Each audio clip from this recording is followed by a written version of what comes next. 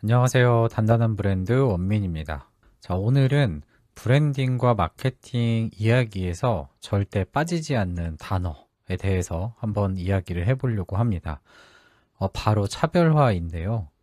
시장에는 물건이 넘쳐나고 서비스도 넘쳐나죠. 그야말로 과잉 경쟁의 시대입니다. 그러다 보니 누구나 우리는 다릅니다. 우리는 특별합니다. 우리는 차별화되어 있습니다. 라는 메시지를 강조하곤 하죠. 실제로 제가 브랜딩 컨설팅을 진행하다 보면 대표님들이 가장 먼저 묻는 질문도 이것입니다. 저희 브랜드는, 저희 가게는 어떻게 차별화해야 할까요? 남들과 다른 포인트를 만들어야 하는데 뭐가 있을까요? 이러한 질문 자체가 지금 시장의 분위기를 보여주는 듯 합니다. 모두가 차별화를 해야 살아남는다고 믿고 있기 때문입니다. 그런데 흥미로운 점이 하나 있습니다. 이렇게 모두가 차별화를 말하지만 정작 고객 입장에서는 크게 다르다고 느껴지지 않는 경우가 많다는 것입니다.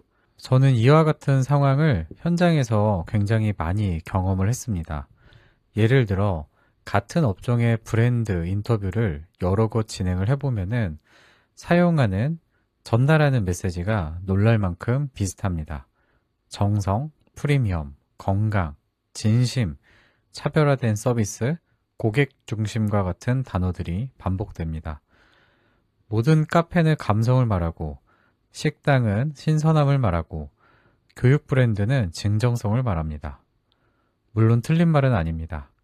하지만 문제는 이런 표현이 너무 많아지면서 고객들은 더 이상 그러한 키워드로는 차별점으로 느끼지 못한다는 것입니다. 결국 차별화를 강조할수록 오히려 비슷해 보이는 역설이 발생하는 것입니다. 저는 이 지점에서 중요한 문제를 발견했습니다. 많은 브랜드가 차별화를 전략적으로 만들어야 하는 것으로 생각하고 있다는 점입니다.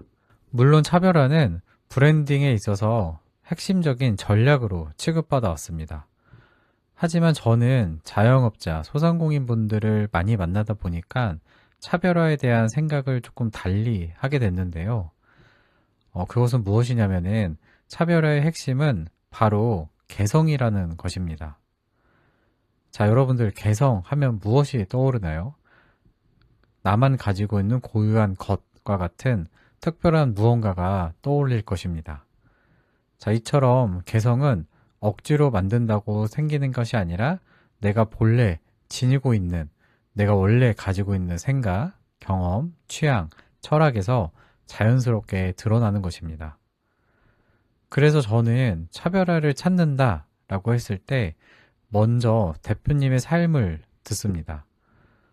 왜 이 일을 시작했는지, 그동안 어떤 경험을 해왔는지, 무엇을 중요하게 생각하는지, 어떤 고객을 만나고 싶은지, 이러한 이야기를 깊이 듣다 보면 이미 차별화의 단서가 그 안에서 존재한다라는 것을 깨닫곤 합니다.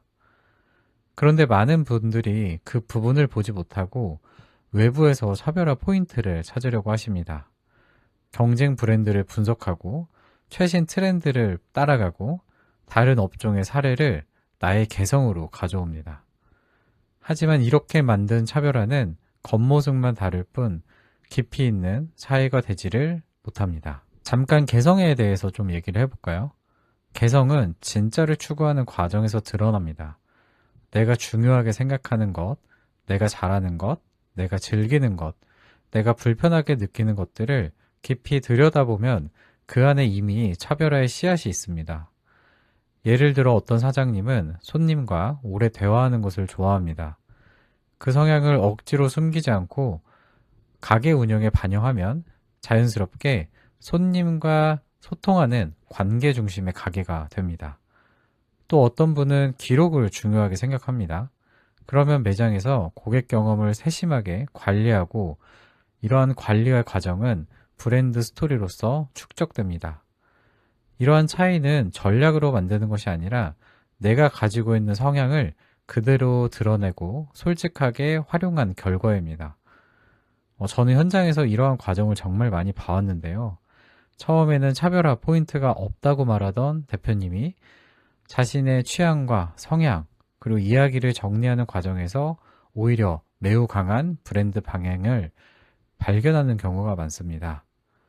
실제로 작은 가게일수록 브랜드의 주인인 사장님의 색깔이 강력하게 묻어나올수록 많은 고객들이 매력을 느끼는 것이 또 바로 이러한 이유에 있기 때문입니다. 결국 브랜드의 차별점, 즉 차이는 사람의 차이에서 나온다고 볼 수 있습니다.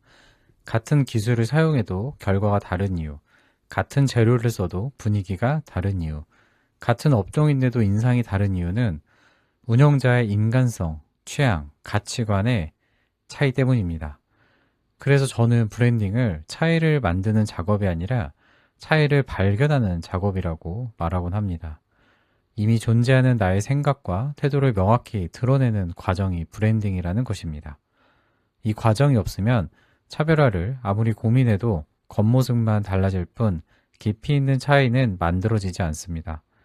실제로 오래가는 브랜드를 보면 모두 이런 특징이 있습니다. 억지로 다르게 보이려고 하지 않습니다. 대신 자신들의 방식이 명확하게 고객들에게 전달됩니다. 그러한 명확함은 시간이 지나면서 바로 차별점으로 인식됩니다. 억지로 만든 차별화는 지속되지 않습니다.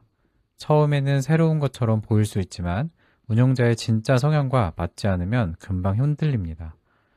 감성 브랜드를 만들려고 했지만 실제 운영자는 빠르고 효율적인 것을 좋아한다면 시간이 지나면서 메시지와 행동이 어긋나기 시작하겠죠.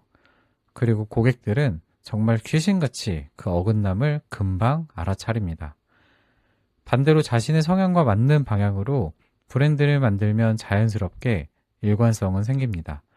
이러한 일관성이 쌓일 때 고객은 이 브랜드는 다르다라고 느끼게 됩니다. 그래서 혹자는 브랜드를 결국 일관성의 싸움이라고도 하는데요. 이러한 일관성은 바로 억지로 만든 전략이 아니라 내가 꾸준히 발현해 나갈 수 있는 나다움, 즉 개성에서 나온다고 볼 수 있습니다. 그래서 저는 이 말을 꼭 드리고 싶습니다.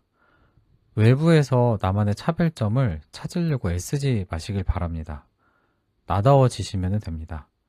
내가 가지고 있는 개성은 전략이 아니라 결과가 될 수가 있습니다.